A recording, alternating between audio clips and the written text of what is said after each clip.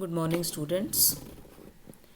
I am Poonam Garg, Associate Professor, Department of Economics, Maharaja Agrasen College, Jagadri. Today I will explain Indian Financial System, Part 5. I hope you have gone through all the 4 parts of Indian financial system, Part 1, 2, 3 and 4. And you must have understood all these parts by now. इस chapter में हमने अभी तक किया था कि Indian financial system क्या है, क्या उसके फीचर्स हैं और क्या उसके कंपोनेंट्स हैं. तो इंडियन फाइनेंशियल सिस्टम के कंपोनेंट्स में फर्स्ट कंपोनेंट फाइनेंशियल इंस्ट्रूमेंट्स है, सेकंड कंपोनेंट फाइनेंशियल मार्केट्स हैं और थर्ड कंपोनेंट फाइनेंशियल इंटरमीडियरीज हैं. तो थर्ड कंपोनेंट फाइनेंशियल इंटरमीडियरीज आज हम डिस्कस करेंगे. फाइनेंशियल इंटरमीडियरीज क्या होते हैं? These intermediaries channelize funds from surplus units to deficit units. ये एक प्लेटफॉर्म प्रोवाइड करते हैं इन्वेस्टर्स को और बोरोअर्स को, और इस प्रकार से फाइनेंशियल सिस्टम की स्मूथ फंक्शनिंग को फैसिलिटेट करते हैं, पॉसिबल करते हैं. Financial intermediaries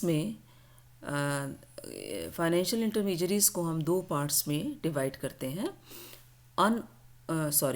organised financial institutions and unorganized financial institutions. तो पहले हम देखेंगे कि ऑर्गेनाइज्ड फाइनेंशियल इंस्टीट्यूशंस कौन से होते हैं. ऑर्गेनाइज्ड फाइनेंशियल इंस्टीट्यूशंस को आगे हम 2 पार्ट्स में डिवाइड करते हैं. पहला है इंडियन बैंकिंग सेक्टर और दूसरा है non banking financial intermediaries. First है Indian banking sector. Indian banking sector में Reserve Bank of India, commercial banks, cooperative banks and foreign banks आते हैं. तो इसमें सबसे पहले हम रिज़र्व बैंक ऑफ इंडिया को एक्सप्लेन करेंगे. Reserve Bank of India India का सेंट्रल बैंक यानी केंद्रीय बैंक है. ये 1935 में स्थापित किया गया था और 1949 में इसका राष्ट्रीयकरण किया गया. आरबीआई का जो हेड ऑफिस है वो मुंबई में है और रिज़र्व बैंक ऑफ इंडिया हमारे पूरे बैंकिंग सिस्टम को कंट्रोल करता है और मॉनेटरी पॉलिसी बनाता है और उसको इम्प्लीमेंट करता है. रिज़र्व बैंक ऑफ इंडिया के फंक्शंस क्या क्या हैं? तो रिज़र्व बैंक ऑफ इंडिया का पहला फंक्शन है कि ये करेंसी इशू करने का काम करता है. रिज़र्व बैंक ऑफ इंडिया की मोनोपोली है करेंसी नोट्स और कॉइन्स को इशू करने में. रिज़र्व बैंक जो है वो एट प्रेजेंट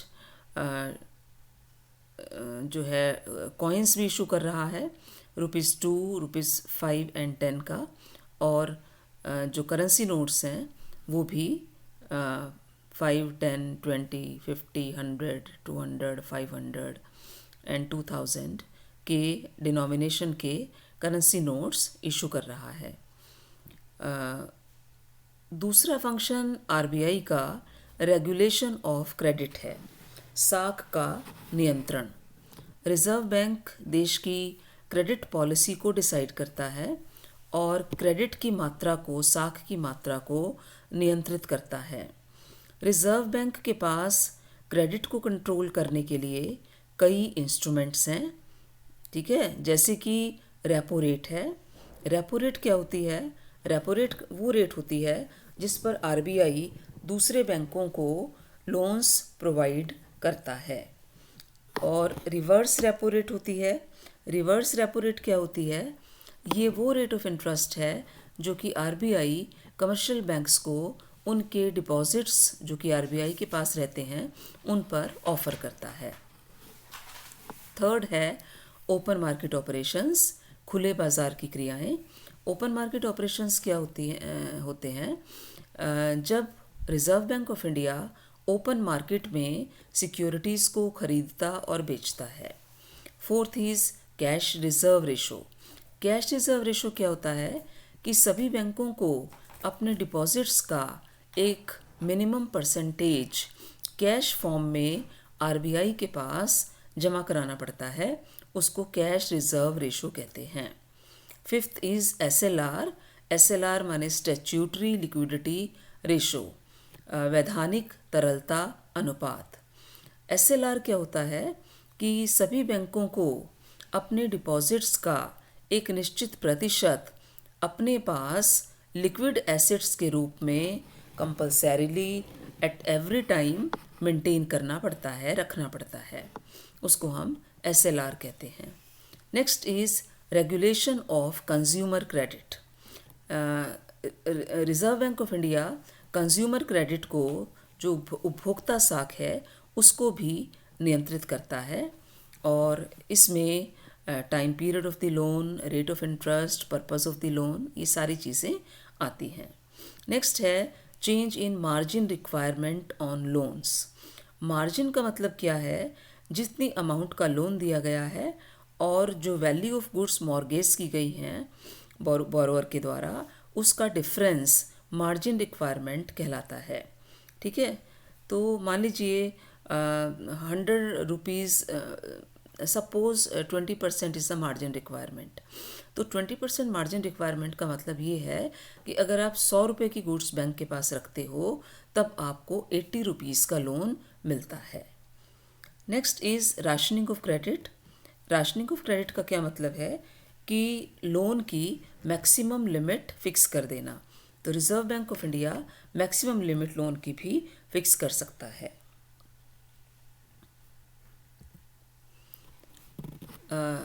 इसके बाद रिजर्व बैंक ऑफ इंडिया का नेक्स्ट फंक्शन क्या है, banker of banks. Reserve bank बैंकों का बैंक है क्योंकि बैंक्स जो हैं वो भी रिजर्व बैंक से बोरो करते हैं। रिजर्व बैंक बैंकों को सुपरवाइज करता है, सपोर्ट करता है और उनका दिशा निर्देश भी करता है, मार्गदर्शन भी करता है। Fourth is banker of the government. Reserve Bank of India सरकार का बैंक है। सेंट्रल गवर्नमेंट और स्टेट गवर्नमेंट्स दोनों आरबीआई से फंड्स बोरो करते हैं और आरबीआई जो है वो गवर्नमेंट को डिफरेंट मॉनेटरी मैटर्स पर, मौद्रिक मामलों पर अपनी एक्सपर्ट एडवाइस भी प्रोवाइड करता है। और रिजर्व बैंक ऑफ इंडिया सरकार के पब्लिक डेट को भी मैनेज करता है, उसका भी प्रबंध करता है। Next is regulation of foreign exchange. Reserve bank विदेशी मुद्रा का नियंत्रण भी करता है। देश का जो विदेशी मुद्रा का रिजर्व है वो आरबीआई के पास रहता है। आरबीआई सब ऑथोराइज्ड डीलर्स और कमर्शियल बैंक्स जो कि फॉरेन एक्सचेंज की खरीद और बेच का काम करते हैं उनको नियंत्रित करता है, रेगुलेट करता है और दूसरे देशों को जो भी विदेशी मुद्रा जाती है, जो रेमिटेंसेस हैं, उनको भी रेगुलेट करता है रिजर्व बैंक ऑफ इंडिया। तो ये था आरबीआई के बारे में। सेकंड है कमर्शियल बैंक्स। कमर्शियल बैंक्स यानी व्यापारिक बैंक। कमर्शियल बैंक्स क्या होते हैं, वो इंस्टीट्यूशंस जो लोगों की जमाओं को स्वीकार करते हैं और उनको लोगों को शॉर्ट टर्म और मीडियम टर्म लोन्स प्रोवाइड करते हैं। कमर्शियल बैंक्स जो हैं वो इंडिया में जो कमर्शियल बैंक्स हैं इंडियन कंपनीज एक्ट के प्रोविजंस के अनुसार इनकी स्थापना की जाती है। कमर्शियल बैंक्स दो प्रकार के होते हैं, शेड्यूल्ड बैंक्स और non scheduled banks. Scheduled banks कौन से होते हैं, जो आरबीआई की सेकेंड शेड्यूल में लिस्टेड होते हैं और इन बैंकों को अपनी एक्टिविटीज़ की डिटेल्स हर सप्ताह आरबीआई को भेजनी पड़ती है। और शेड्यूल्ड बैंक्स की जो मिनिमम पेड अप कैपिटल है, रिज़र्व फंड है, वो जो है वो कम से कम 5 लाख रुपीज़ के अवश्य होने चाहिए। नॉन शेड्यूल्ड बैंक्स कौन से होते हैं, जिनकी paid up capital 5 lakh rupees से कम है, और ये बैंक्स आरबीआई की सेकंड शेड्यूल में लिस्टेड नहीं हैं। आरबीआई का उनके ऊपर कोई इफ़ेक्टिव कंट्रोल भी नहीं है, लेकिन इन बैंकों को भी अपनी एक्टिविटीज़ की वीकली रिपोर्ट आरबीआई को भेजनी पड़ती है। जो शेड्यूल्ड कमर्शियल बैंक्स हैं उनको आगे हम 2 पार्ट्स में डिवाइड करते हैं, public sector banks and private sector banks. First है पब्लिक सेक्टर बैंक्स, यानी कि सार्वजनिक क्षेत्र के बैंक। सार्वजनिक क्षेत्र के बैंक कौन से होते हैं? जिनका की स्वामित्व और नियंत्रण और प्रबंध सरकार के पास होता है। मार्च 2018 तक हमारे यहाँ 76 पब्लिक सेक्टर बैंक्स थे, जिनमें से 56 जो हैं वो रीजनल रूरल बैंक्स थे। पब्लिक सेक्टर बैंक्स जो हैं वो 3 कैटेगरीज में इनको डिवाइड किया जाता है। फर्स्ट है state Bank of India and it's subsidiary banks. State Bank of India India का पहला पब्लिक सेक्टर बैंक है। ये बैंक 1955 में एस्टैब्लिश किया गया था। 1959 में state Bank of India subsidiary act पास हुआ, और इस एक्ट के प्रोविजंस के अंतर्गत 7 बैंक्स जो थे वो स्टेट बैंक ऑफ इंडिया के सब्सिडरी बैंक्स, सहायक बैंक बनाए गए, जो कि पहले प्रिंसली स्टेट्स के बैंक्स थे। ये सब्सिडरी बैंक्स कौन कौन से थे? State Bank of Hyderabad, State Bank of Bikaner and Jaipur, State Bank of Travancore, State Bank of Mysore, State Bank of Patiala, State Bank of Indore, State Bank of Saurashtra. अब गवर्नमेंट ने स्टेट बैंक ऑफ इंडिया की सारे सब्सिडरी बैंक्स को State Bank of India में merge कर दिया है। Second है नेशनलाइज्ड बैंक्स, राष्ट्रीयकृत बैंक। 1969 में गवर्नमेंट ऑफ इंडिया ने 14 बैंकों का नेशनलाइजेशन किया। 1980 में 6 अन्य बैंकों का नेशनलाइजेशन किया, और इस तरीके से 20 जो हैं वो नेशनलाइज बैंक्स हो गए। ये नंबर 20 से 19 हो गया जब न्यू बैंक ऑफ इंडिया को पंजाब नेशनल बैंक में मर्ज कर दिया गया। ये जो नेशनलाइज्ड बैंक्स हैं ये अपनी ब्रांचेस जो हैं वो काफ़ी ज़्यादा इन्होंने खोली हैं, और इस तरीके से पूरे देश में बैंकिंग फैसिलिटीज़ जो हैं वो अवेलेबल हो गई हैं। नवंबर 2013 में भारतीय महिला बैंक की स्थापना हुई सरकारी क्षेत्र में, और 2017 में गवर्नमेंट ने भारतीय महिला बैंक को स्टेट बैंक ऑफ इंडिया के साथ मर्ज कर दिया। 1 अप्रैल 2019 से गवर्नमेंट ने विजया बैंक और देना बैंक को बैंक ऑफ बड़ौदा में जो है वो मर्ज करने का अप्रूवल दे दिया था। उसके बाद है regional rural banks. Banking commission 1972 की सिफारिशों के आधार पर अक्टूबर 2, 1975 को 5 रीजनल रूरल बैंक्स, क्षेत्रीय ग्रामीण बैंक स्थापित किए गए। क्षेत्रीय ग्रामीण बैंक जो होते हैं इनका मुख्य कार्य क्या है? जो स्मॉल फार्मर्स हैं, मार्जिनल फार्मर्स हैं, ग्रामीण क्षेत्र में जो वर्कर्स हैं, उनको वित्तीय सहायता प्रदान करना, ताकि हमारी जो ग्रामीण अर्थव्यवस्था है उसका विकास हो सके।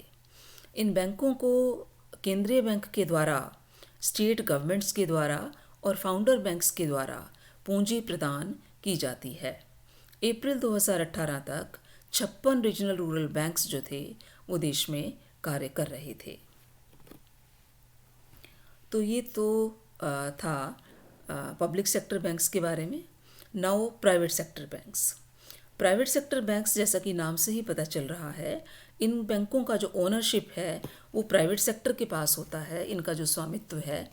और 91 में जब हमने इकोनॉमिक रिफॉर्म्स किए तब से रिज़र्व बैंक ऑफ इंडिया जो है वो प्राइवेट सेक्टर में बैंकों की स्थापना के लिए उदार रूप से स्वीकृति दे रहा है।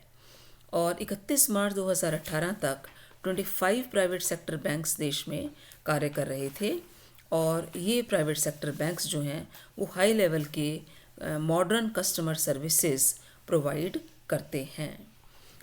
जो main private sector banks India में काम कर रहे हैं उसमें आईसीआईसीआई बैंक है, एचडीएफसी बैंक है, Kotak Mahindra Bank, Axis Bank, Global Trust Bank, Federal Bank, Yes Bank, IndusInd Bank वगैरह हैं। थर्ड है cooperative banks.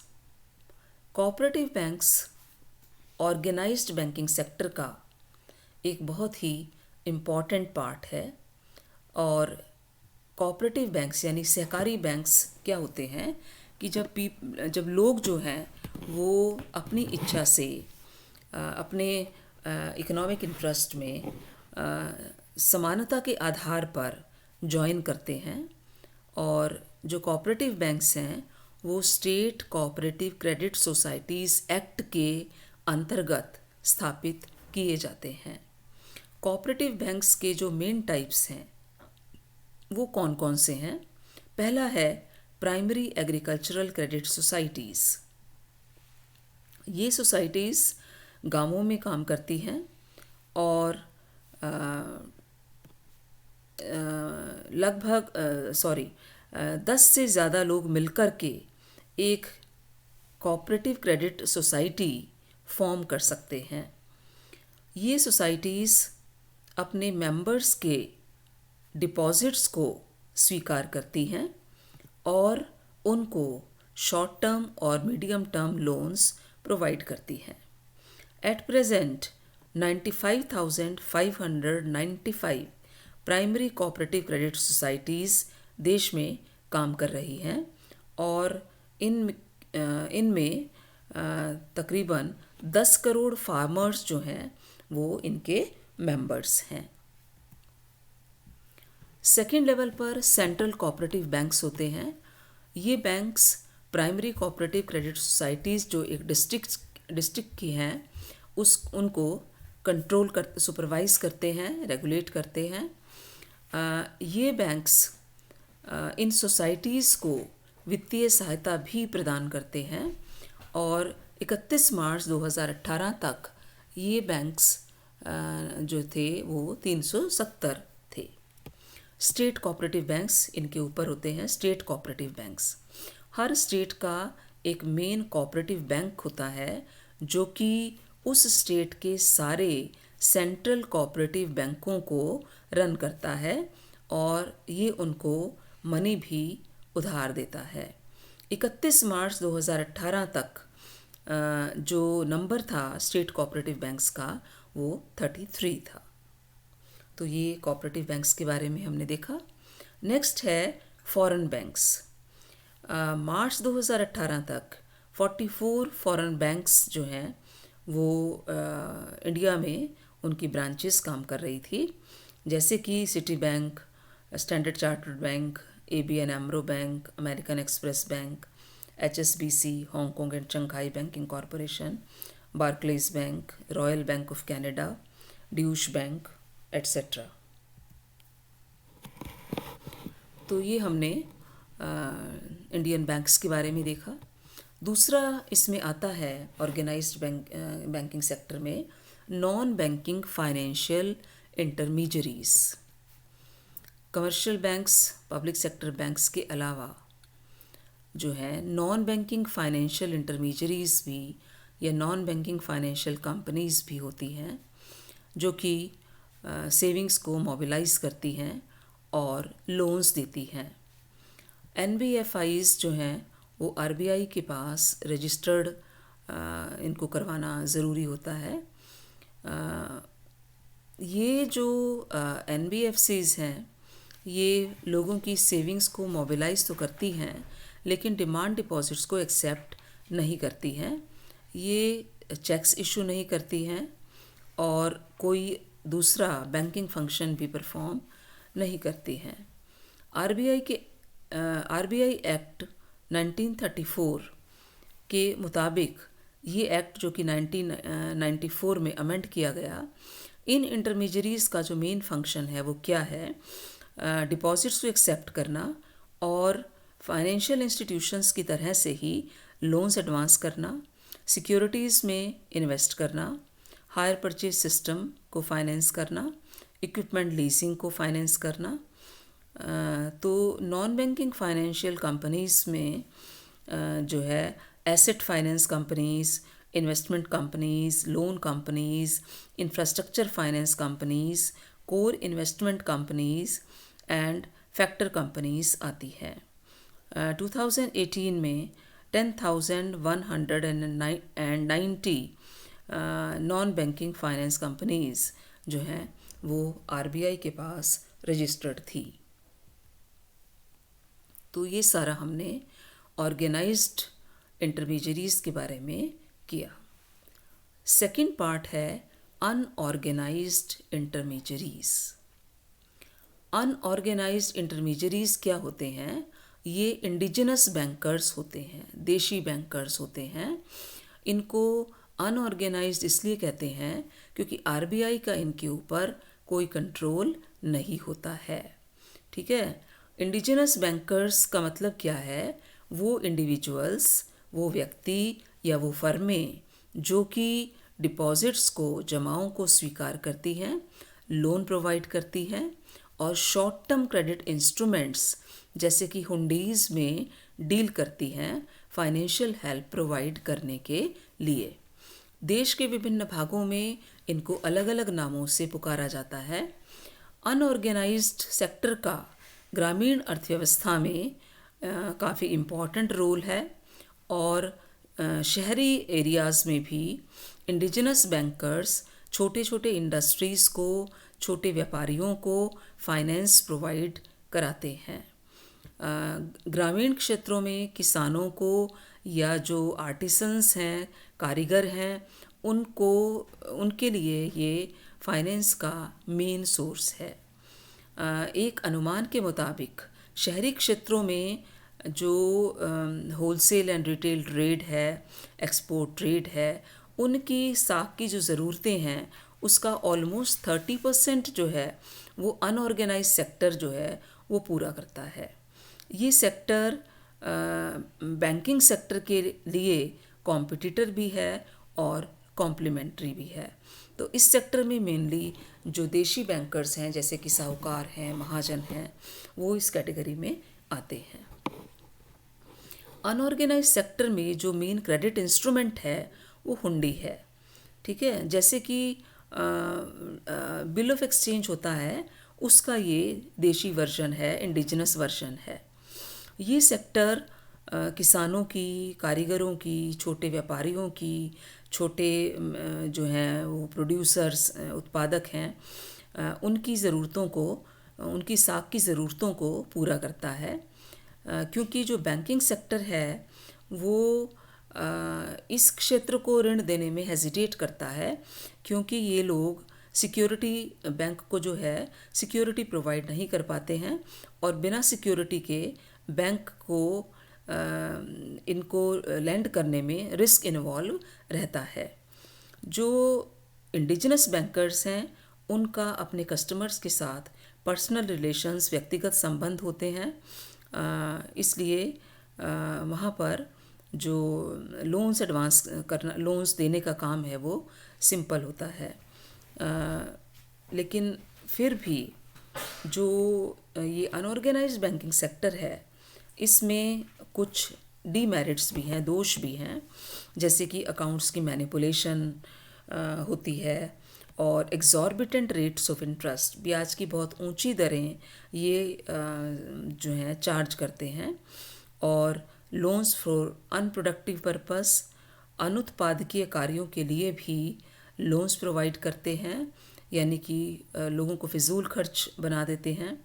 Loans for speculation, speculation के लिए भी लोन्स प्रोवाइड करते हैं और फ्रॉडुलेंट प्रैक्टिसेस भी कुछ इस प्रकार की करते हैं कि किसान से उसकी ज़मीन हड़प लेना, इस प्रकार की मेल प्रैक्टिसेस भी इस सेक्टर में होती हैं। तो इस तरह से कुछ एक डीमेरिट्स भी हैं जो अनऑर्गेनाइज सेक्टर में होती हैं, और इसलिए कुछ लोगों का ये ओपिनियन है कि इस सेक्टर को बंद कर दिया जाना चाहिए। लेकिन कुछ दूसरे ओपिनियन भी हैं, कुछ दूसरे लोग भी हैं जिनका ये व्यू पॉइंट है कि जो अनऑर्गेनाइज सेक्टर है वो बंद नहीं किया जाना चाहिए, बल्कि उसमें सुधार किया जाना चाहिए और इसको मॉडर्नाइज किया जाना चाहिए। तो ये था अनऑर्गेनाइज्ड इंटरमीडियरीज के बारे में। तो इस तरीके से हमने जो फाइनेंशियल इंटरमीडियरीज हैं उनको दो पार्ट्स में पढ़ा, ऑर्गेनाइज्ड इंटरमीडियरीज और अनऑर्गेनाइज्ड इंटरमीडियरीज। लास्ट चीज़ इसमें क्या है, regulatory authorities of financial sector. Last इस सेक्टर में हमने ये करना है कि फाइनेंशियल सेक्टर को रेगुलेट करने के लिए कौन कौन सी अथॉरिटीज़ हैं। तो मेनली जो रेगुलेटर्स हैं उसमें फर्स्ट है reserve Bank of India. Reserve Bank of India commercial बैंकों को, फॉरेन बैंक्स को सुपरवाइज़ करता है, रेगुलेट करता है, कंट्रोल करता है। और इसके अलावा जो फाइनेंशियल इंस्टीट्यूशंस हैं, नॉन बैंकिंग फाइनेंशियल कंपनीज़ हैं, उनको ये रेगुलेट करता है। ठीक है। रिज़र्व बैंक ऑफ इंडिया जो है मनी मार्केट के सारे ट्रांजैक्शंस को और फॉरेन एक्सचेंज मार्केट को रेगुलेट करने की जो है अकेली अथॉरिटी है। दूसरा है NABARD, National Bank for Agriculture and Rural Development. NABARD जो है वो state cooperative banks, district level central cooperative banks और रीजनल रूरल बैंक्स, इनकी सुपरविजन करता है। तीसरा है SEBI, Securities and Exchange Board of India. 92 में सेबी एक्ट पास किया गया था और तब से सेबी को लीगल स्टेटस मिल गया। और सेबी जो है वो इंडिया में कैपिटल मार्केट का प्रिंसिपल रेगुलेटर है, प्राइमरी और सेकेंडरी दोनों सेगमेंट्स के लिए। ये म्यूचुअल फंड्स को भी रेगुलेट करता है, वेंचर कैपिटल फंड्स को भी रेगुलेट करता है और कैपिटल मार्केट की स्मूथ फंक्शनिंग के लिए, फेयर वर्किंग के लिए रूल्स बनाता है और रेगुलेशंस बनाता है। फोर्थ है IRDA, regulatory and insurance regulatory and development authority, जो कि 90 में इस्टेब्लिश की गई थी। ये इसका जो हेड ऑफिस है, हेडक्वार्टर है, वो हैदराबाद में है और ये अथॉरिटी इंडिया की सारी इंश्योरेंस कंपनीज़ को रेगुलेट करने का काम करती है। तो this is all about Indian financial system and overview. Thank you very much.